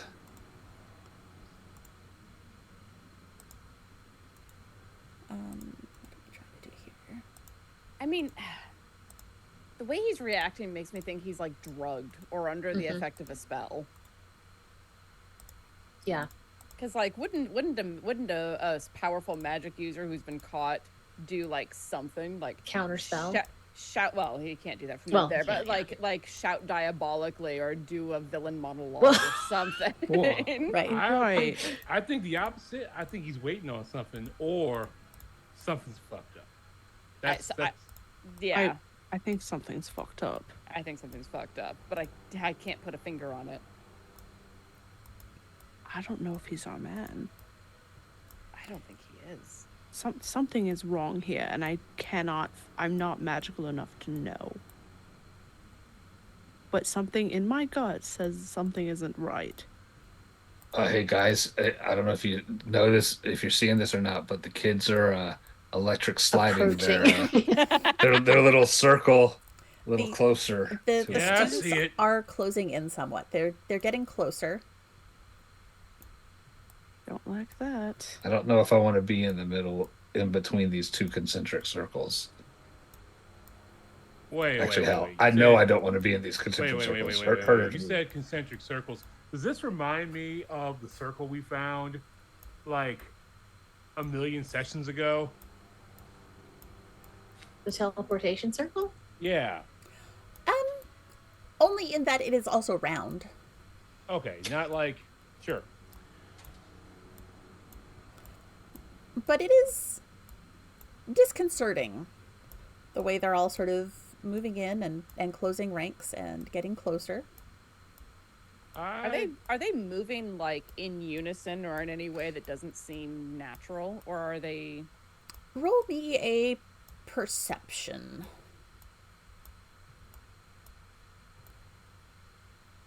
21. It seems weird. It seems choreographed. It doesn't seem unnatural, but it seems choreographed.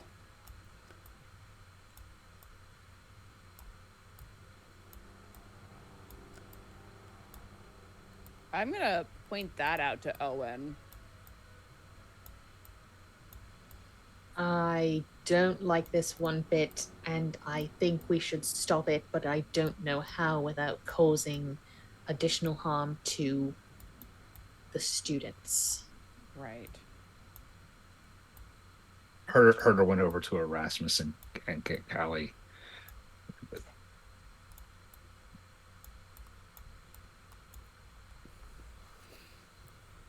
I look at Erasmus. I think, I know Assault told you not to draw your weapon, but I'm starting to wonder if that might be appropriate, or will be appropriate soon. I'm worried about.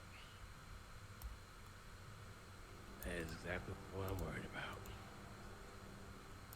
about. I'm staying close to what's happening right now, keeping an eye on people around me, but not moving too far away from the headmaster in case he is the problem. Okay.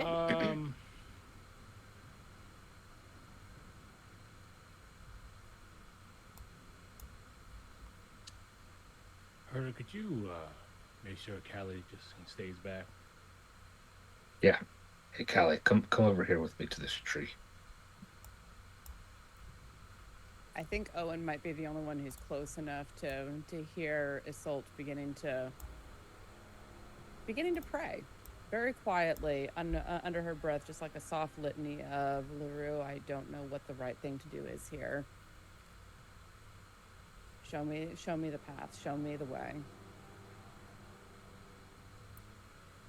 Owen takes a big breath and draws his sword.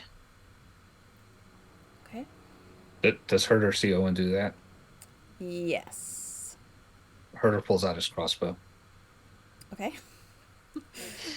Okay. And kind of holds it down, pointing down to his side. Okay. Nelitha, you are still by the headmaster.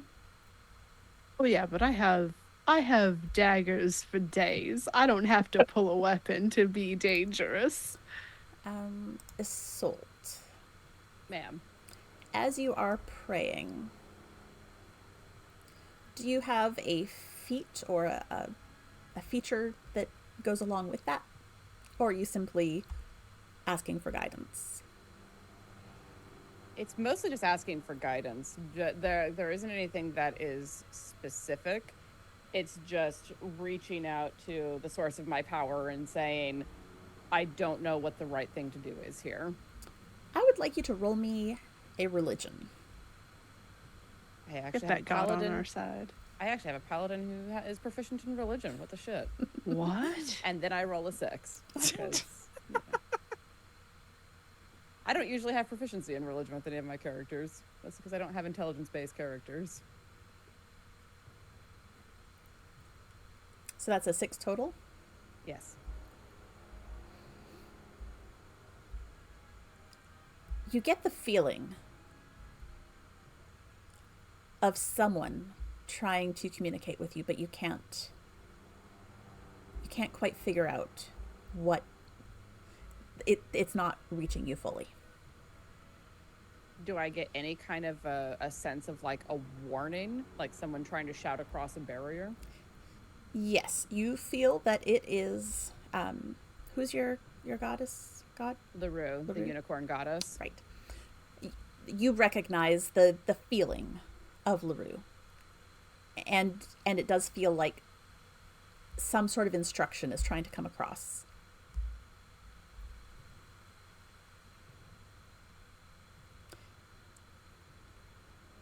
I don't know if you've got anything that you feel would help clarify that message. I am open to creative interpretations. Sure. Pray harder. I'm sorry, I've generated like 3 long swords and I don't know how to get rid of them. Owen just keeps pulling out long swords. Pulling out swords out of everywhere. Let's see. GM. Yes. Can I offer a price to succeed? Yes. Can I give up my 3rd level spell slots to get the answer that is trying to get to me? Yes. Oh wow. All right. I have spent my 3rd level spell slots to effectively try to like punch through that barrier to reach my goddess. You feel a whisper, and it washes over you. And you know that you have been told to get outside of the circle.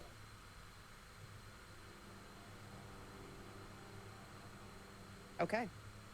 I'm going to reach over and grab Owen's wrist and pull him and be like, we need to get out of the circle now. And I'll make eye contact with Nelitha and like jerk my head to the outside of the circle. Start kind of moving back.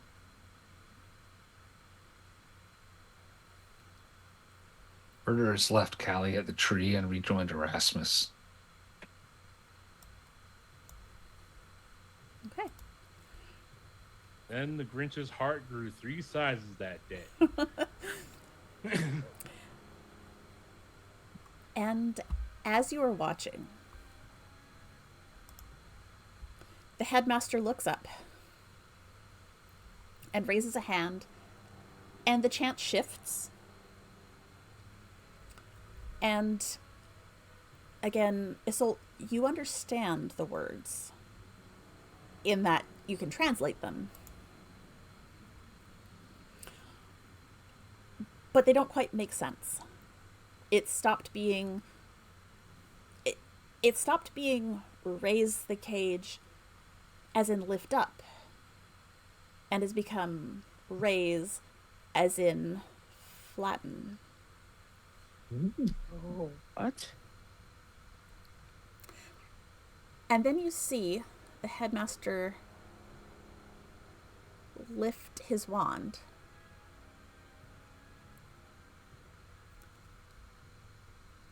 And you see a sphere begin to form just above the force cage. And in an instant, the force cage falls. The man inside the cage shouts, "Imposter!" And that sphere ripples out to a 60-foot radius, hitting all of the teachers and all of the students.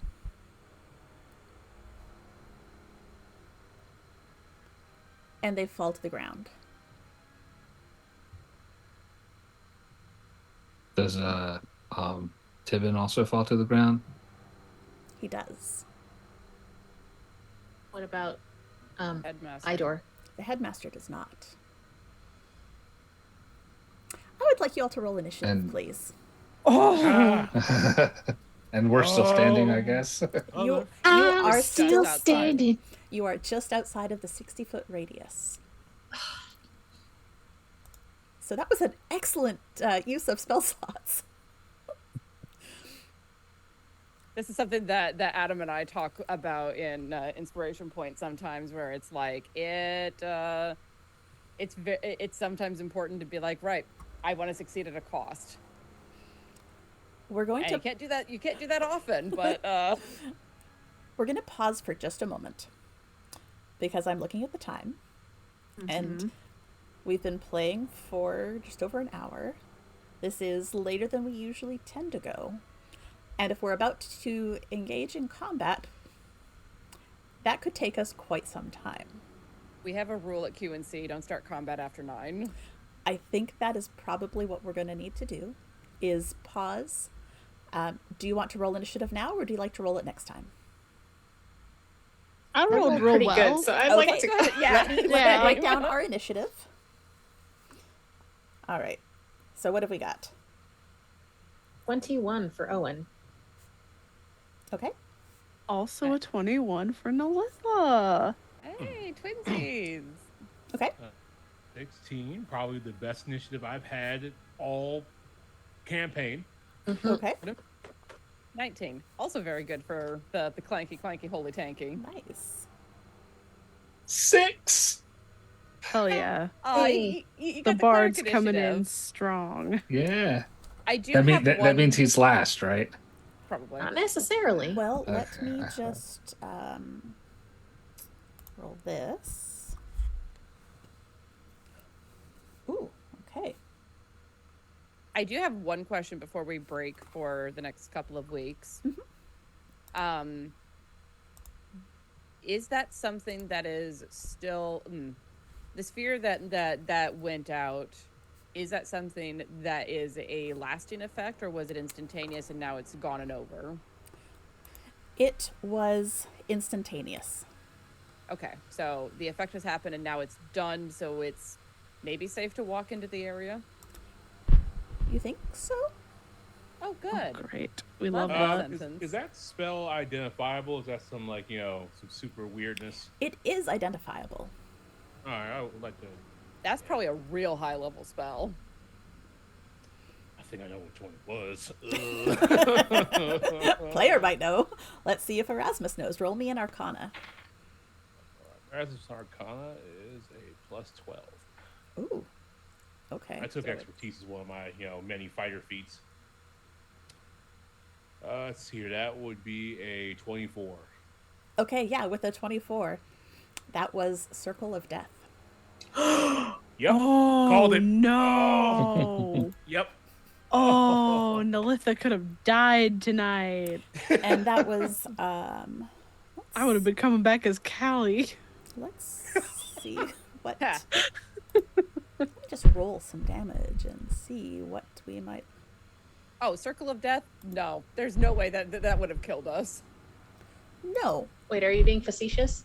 No, I'm being dead serious. It's most likely wouldn't have killed us, but we might not have been in great shape. Oh, yeah. But let's the damage just- on that is it's also probably modified. So like the base of that is the base damage is 8d6.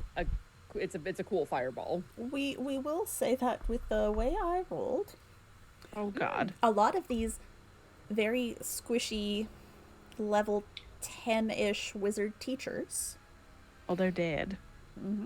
and the even squishier senior students that are probably level 2 Oh, or 3. no, they're also dead. That is something Like a that you lot are of true able death to happening. observe. So that I'm not Oh, giving boy. away things. I'm letting you know that Yeah. that was 14d6 damage. Oh, no. Upcast like a mofo. Okay. 2d6 for every level, so why I not? should have trusted my gut with this fucking professor. So, on that note, I'm gonna stab him. we're going to be back in 2 weeks. We may or may not be playing, Okay. but we're going to be back here. We're going to at least have a knits only episode. And I am going to turn off the creepy music now. That creepy music was creepy. I dug it. I didn't hear any music. It was on the. It was on the One More Multiverse page. Oh, I didn't hear it. I couldn't hear it either. Oh. But I probably have that muted. It was for me. You did it for me, Danny. I I appreciate did. that. And for the listeners, I had it turned on so it was coming through. Oh, maybe it didn't come through. I don't know if it came through or Uh-oh. not, but we had some creepy music, me and Greg. So, Oh, sweet. but hey, maybe we can add some in post. We'll see. Yeah, I'll see what. We'll see. But yeah, you guys have hit an encounter, and it's been a while since we've had an encounter. So Yeah, since the mimics in the library. yeah. And just so you know, Callie rolled a 14 for her initiative Oh, Oh, Callie. because No, she's that's still poor- there. So Oh, shit. She needs to go baby, hide. no. Also, Just Yeah, she needs to get her behind. in the to hole. complicate things a little. Don't put her in Yeah. the hole. She won't be able to breathe. She'll have what, a minute of air if she holds her breath. That's Put her in the hole and Well, don't you guys close the hole. explored the hole. Yeah, put her in the hole and don't close it. Roll the hole out behind the tree, stick her in there. Well, I do want to say it was fantastic playing again. Good to have you Yes. all here.